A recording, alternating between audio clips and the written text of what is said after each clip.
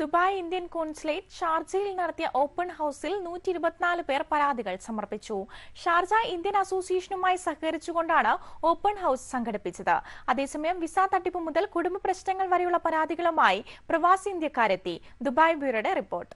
ദുബായിലെ Indian consul general Satheesh Kumar ശിവന്റെ നേതൃത്വത്തിൽ കോൺസുലേറ്റിൽ പ്രവർത്തിക്കുന്ന വിവിധ വകുപ്പ് അധികാരികൾ ഓപ്പൺ ഹൌസിൽ പരാതി കേൾക്കാനെത്തി.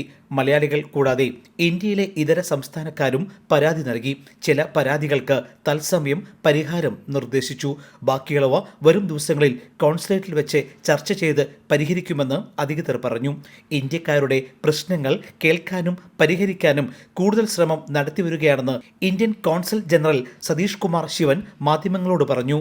But our effort is to try and open a channel for our community in UAE so that things which they cannot normally resolve through regular channels, we are giving them an additional channel to come and meet the consulate officials, the consul general, so that the complicated cases are given due attention.